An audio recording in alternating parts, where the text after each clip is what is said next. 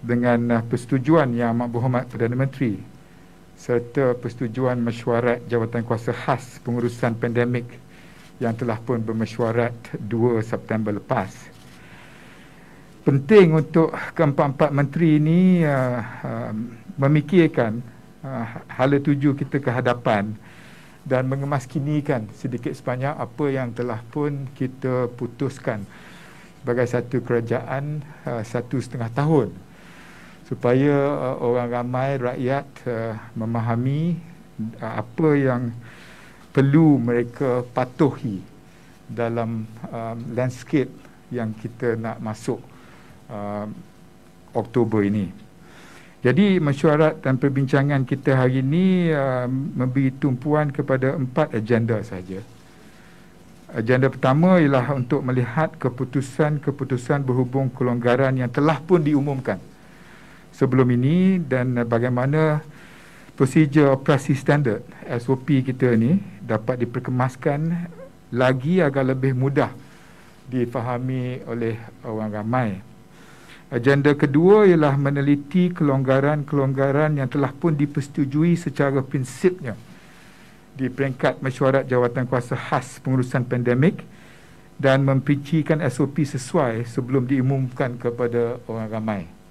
These are new SOPs that have been agreed in principle by the committee chaired by the PM earlier.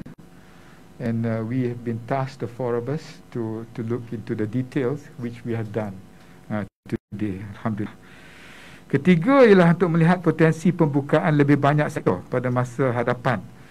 Dan the three ministers have advised me to have meetings, for example, with the Minister of Tourism, YB Nancy, to look at project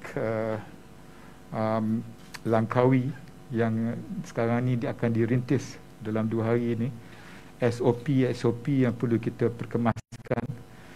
Saya akan bincang dengan Nancy hari ini pun berhubung kait dengan apa akan berlaku dalam 2 hari ini dengan testing, ujian dan vaksinasi. Itu penting kerana apa jua yang kita nak putuskan selepas ini berhubung kait dengan pelancongan banyak berkisar kepada kejayaan projek rintis Langkawi. Sukan dan rekreasi, saya akan jumpa dengan Menteri Belia dan Sukan sendiri. SOP yang perlu dipatuhi oleh sektor pembinaan dan juga pembuatan. SOP yang telah pun diumumkan sebelum ini mesti dipatuhi. Kalau tidak, Jawatankuasa Pemantauan dan Penguatkuasaan akan ambil tindakan kepada mereka-mereka yang bertanggungjawab. Ini kita dah bersetuju bahawa Menteri Kewangan akan merintis cara bagaimana kita dapat pastikan kelonggaran-kelonggaran ini mesti disusuli dengan disiplin, pematuhan dan janji ikrar mereka kepada kita dalam membuat keputusan kelonggaran-kelonggaran berkenaan. Dan perkara terakhir ialah berhubung kait dengan penjelasan kita dalam usaha nak beralih ke fasa endemik bermula hujung Oktober ni. Jadi dalam PC ni saya beri ruang kepada YBKJ, mungkin ada perkara-perkara yang berkaitan dengan kesihatan, Dr. Tengku Zafrul on ekonomi, Tan Sri Anwar Musa berhubung kait dengan komunikasi. But on the SOP, I can announce that we are going to reduce the SOPs yang sedia ada, jumlahnya 181. Dan target kita untuk kita kurangkannya, kita akan, MKN kata boleh buat, kita kurangkan dan pemudahkan hanya kepada 10 SOP. It will take SOPs to 10. Keduanya, kelonggaran-kelonggaran yang telah dipersetujui secara prinsipnya untuk dibincangkan hari ini telah pun kita bincangkan dan dipersetujui.